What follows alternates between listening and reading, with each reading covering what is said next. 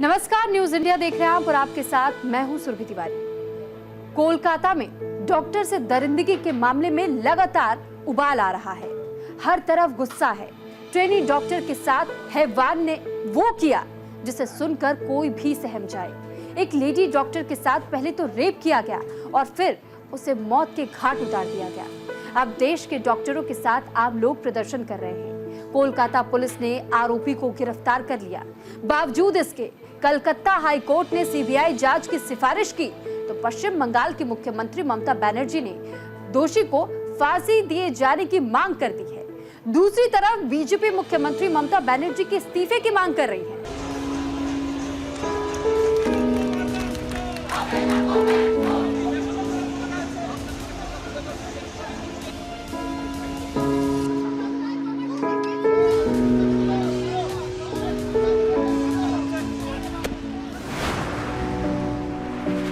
पेट, होंठ पर चोट के निशान, उंगलियों और बाएं पैर में गंभीर चोट, चेहरे पर नाखूनों से बने खरोंच, प्राइवेट पार्ट से रिश्ता खून। खुद को दरिंदों से बचाने के लिए उस जूनियर डॉक्टर ने तब तक लड़ाई लड़ी जब तक जिंदगी ने उसका साथ दिया। पूरी तरह घायल वो खुद को और अपनी आबरू को बचाने की काफी जद्दोजहद करती रही, लेकिन जख्मों की लिस्ट इतनी लंबी थी कि वो सहन नहीं कर पाई। वो दरिंदा तब तक उसकी आबरू को तार तार करता रहा, नोचता रहा, जब तक उसकी सांसों की डोर टूट नहीं गई। जिस कंधों पर वो चैन की नींद सोती थी, जिन हाथों ने कभी उसे खाना खिलाया था, उन्हीं हाथों से, उन्हीं कंधों पर उसने अब अपनी बेटी की अर्थी उठाई।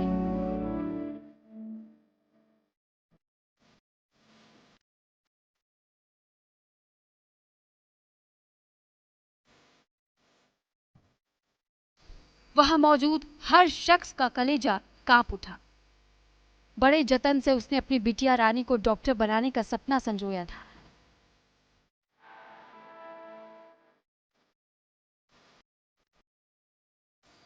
वो कोलकाता के आरजीकर मेडिकल कॉलेज में ट्रेनी डॉक्टर थी, जहां संजय राय नाम की सिरफिरे ने पहले तो उसकी अस्मत को तार-तार किया और राजभाष ना हो इसलिए बाद में बेरहमी से उसका कत्ल कर दिया।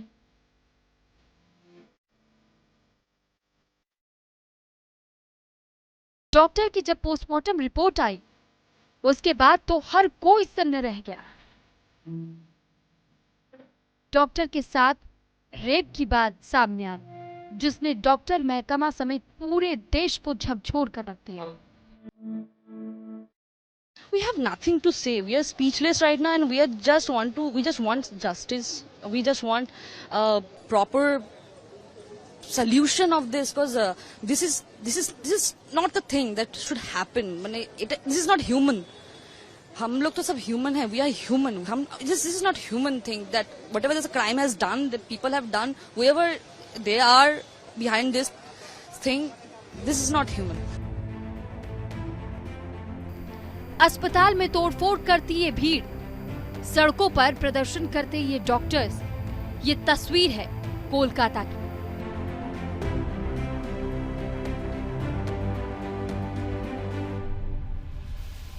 जहां एक 31 साल की ट्रेनी डॉक्टर की रेप के बाद की गई हत्या से पूरा देश सकते में है।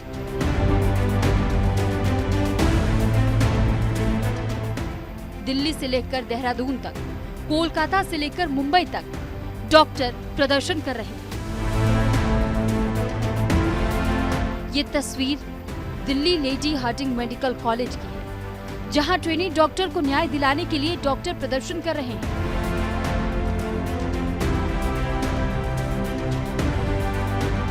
मेडिकल के डॉक्टर्स हैं और हम लोग एक जो भी घटना हुआ है उसके लिए प्रोटेस्ट कर रहे थे कुछ दिनों से। लोग का रात में 11 बजे जितना भी एक ऑल फीमेल मार्च प्लान था, यहाँ से एक पीसफुली सारे फीमेल डॉक्टर्स जाने वाले थे शाम बाजार तक। और बाहर एकदम से बहुत सारा मॉब इकट्ठा हो गया और पुलिस उनको रोक नहीं पाई और वो पूरा मॉब अंदर घुस गया। हम लोग अपनी जान बचा के भागे हैं। उन लोगों ने किसी को देखा नहीं। जो भी वीडियोस आ रहे हैं या जो भी बातें सुनने में आ रही है, जो उनके सामने आ रहा था उनको मार रहे थे। हम पेशेंट पार्टी सबको उन्होंने मारना स्टार्ट कर दिया। डॉक्टर्स को भी बहुत ज्यादा चोट लगी है।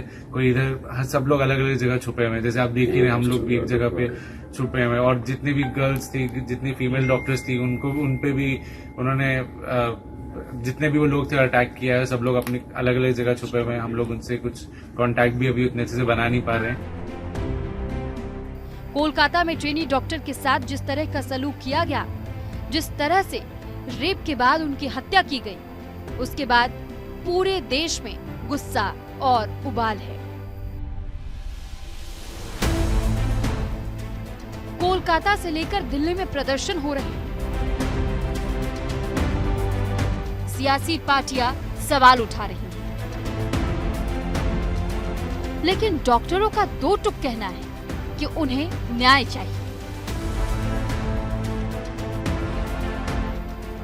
दरअसल 8 और 9 अगस्त की दरमियानी रात जब पूरा देश सो रहा था, ठीक उसी वक्त कोलकाता के लाल बाजार के आरजीकर मेडिकल कॉलेज में जूनियर डॉक्टर के साथ हैवानियत की सारी हदों को पार कर दिया था।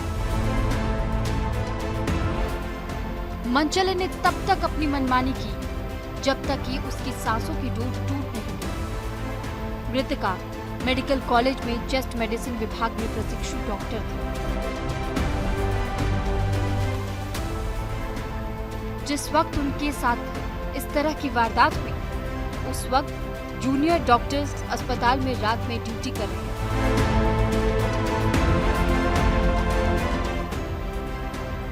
वो भी अपनी ड्यूटी निभा रही थी और रात तकरीबन 12 बजे के बाद ट्रेनी डॉक्टर ने अपने दोस्तों के साथ उसी अस्पताल की कैंटीन में डिनर किया था और फिर वो थोड़ी देर सुस्ताने के लिए तीसरी मंजिल पर बने कॉन्फ्रेंस हॉल में चली गई।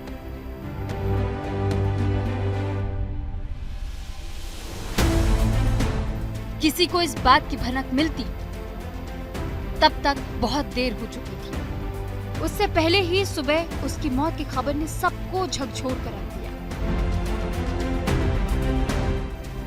पहले अस्पताल प्रशासन की ओर से इस जघन्य अपराध को आत्महत्या बताया गया। परिवार वालों को बेटी के पास जाने तक नहीं दिया गया।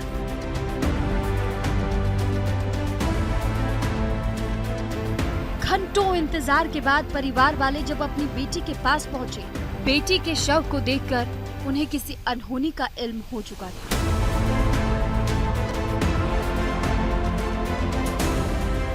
परिवार और डॉक्टरों के प्रेशर के बाद पुलिस ने जांच शुरू की और जैसे जैसे जांच आगे बढ़ती जा रही थी, वैसे वैसे परत दर परत खुलासे हो रहे थे। मौकाए वारदात पर कोलकाता पुलिस पहुंची। सीसीटीवी फुटेज खंगाला गया। आखिरकार जिस शख्स पर संदेह हुआ, उसने पुलिस के भी होश फाख्ता कर दिए। दरअसल सीसीटीवी में जिस शख्स की शिनाख्त हुई है, वो कोलकाता पुलिस का ही वॉलंटियर निकला।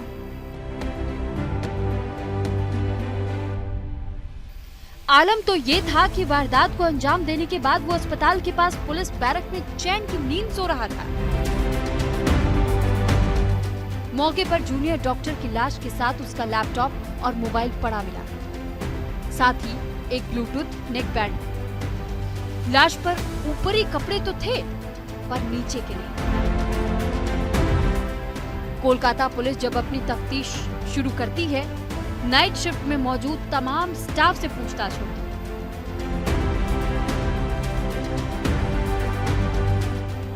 अस्पताल के सभी सीसीटीवी कैमरों को खंगाला गया। खासकर तीसरी मंजिल पर मौजूद सेमिनार हॉल की तरफ जाने और आने के रास्ते पर लगे हर कैमरे को बारीकी से चेक किया।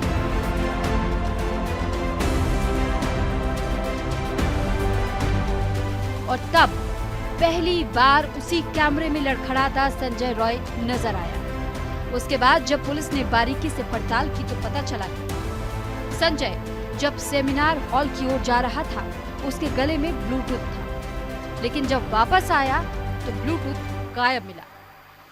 संजय राय के फोन से जब उस डिवाइस को कनेक्ट किया गया तो वो एक बार में ही कनेक्ट हो गया। पुलिस ने जब सख्ती से पूछताछ की तो उसने भी फौरन अपने गुनाह को कबूल कर लिया। ये कोई पहला मौका नहीं है, बल्कि आरोपी संजय राय का दामन पहले से ही दागदार रहा है। पुलिस ने अपनी जांच में पाया कि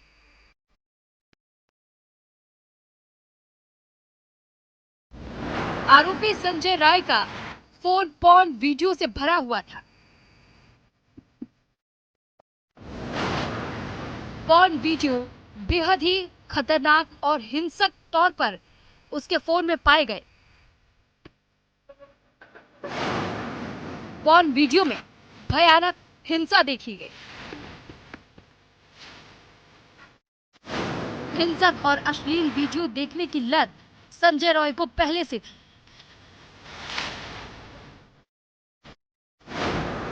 इससे पहले 4 शादियां संजय राय की हो चुकी थी और सभी पत्नियों ने उसे छोड़ दिया।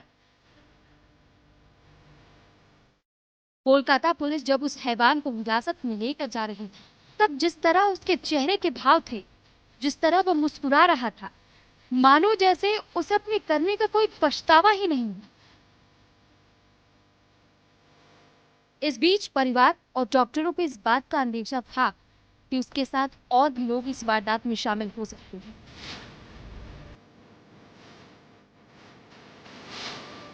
डॉक्टरों ने न्याय की मांग को लेकर प्रोटेस्ट शुरू कर दिया।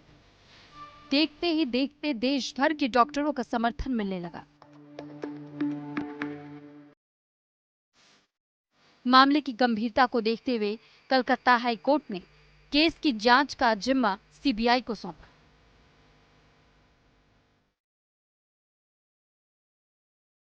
लेकिन रेजिडेंट डॉक्टर्स लगातार प्रदर्शन कर रहे हैं, पीड़िता को न्याय दिलाने की बात कह रहे हैं।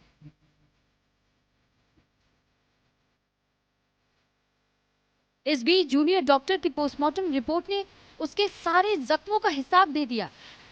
रिपोर्ट के मुताबिक ये सारे जख्म उसको तब मिले जब वो खुद को उस दरिंदे से बचाने की कोशिश कर रही थी।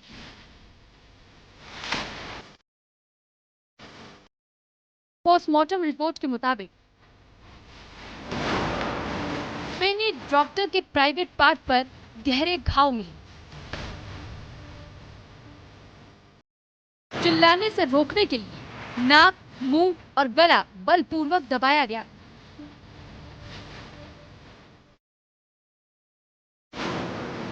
गला घोटने से थायराइड कार्टिलेज टूट गया था।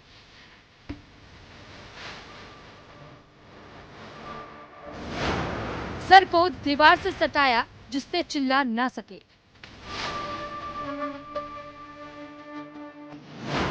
पेट, होंठ, उंगलियों और बाएं पैर पर गंभीर चोट के निशान थे।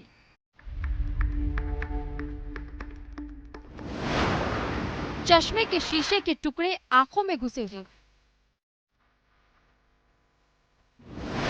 आंखों, मुंह और प्राइवेट पार्ट से खून बह रहा था। चेहरे पर नाखूनों से बने खरोच के भी निशान मिले। लेडी डॉक्टर की गला घोंटकर निर्मम हत्या की गई। हत्या से पहले उसके साथ रेप की पुष्टि हुई है। पोस्टमार्टम रिपोर्ट से जो बातें निकलकर सामने आई हैं, उसके मुताबिक ये काम केवल एक शख्स का नहीं हो सकता। ट्रेनी डॉक्टर के प्राइवेट पार्ट में 150 ml सीमेन होने की बात सामने आई। इससे इस बात की आशंका और पुख्ता होती है कि इसके पीछे कुछ और लोग भी शामिल हो सकते हैं।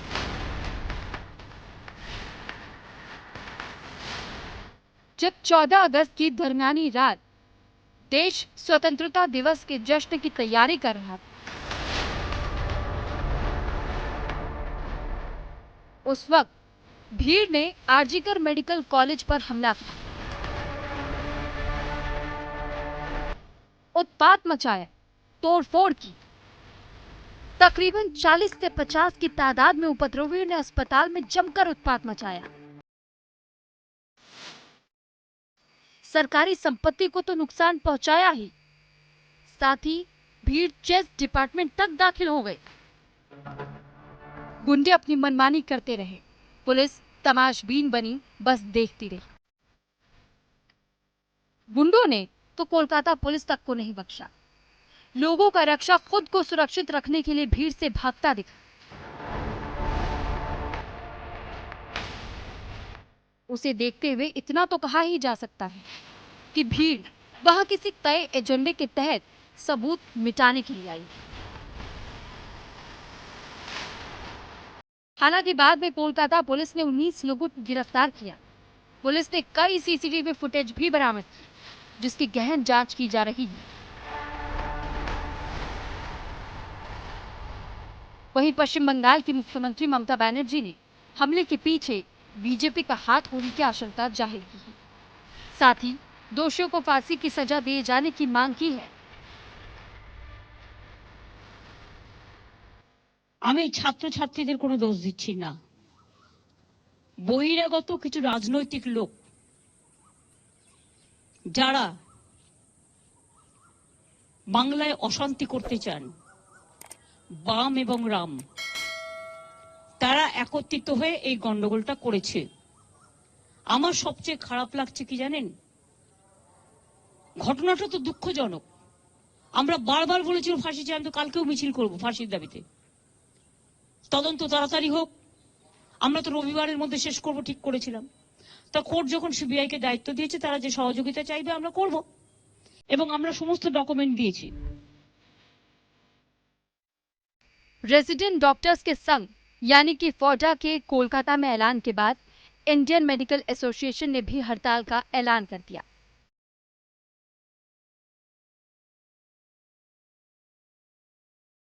सत्रह अगस्त को सुबह 6 बजे से लेकर 18 अगस्त को सुबह 6 बजे तक 24 घंटों के लिए डॉक्टर ने देशव्यापी सेवा बंद करने का ऐलान किया।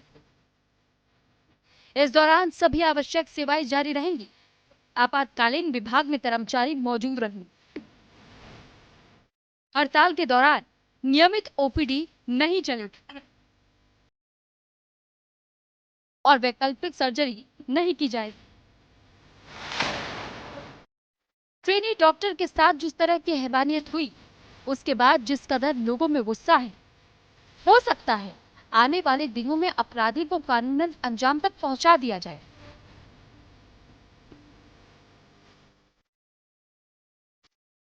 लेकिन सबसे बड़ा सवाल जो जहन में उठ रहा है, क्या इस देश में लड़की होना गुनाह है? देश को आजाद हुए भले ही 77 बरस हो गए, लेकिन देश की बेटियां आज भी अपने आप को आजाद महसूस नहीं कर पाती हैं। न्यूज इंडिया के लिए निशांत कुमार का।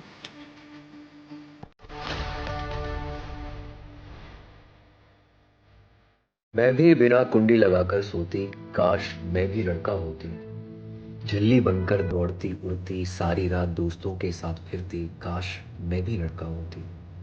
कहते सुना है सबको कि लड़की को पढ़ाओ लिखाओ सशक्त बनाओ, और जब पढ़ लिख कर डॉक्टर बनती मेरी मां ना खोती उसकी आंखों का मोती, काश मैं भी लड़का होती।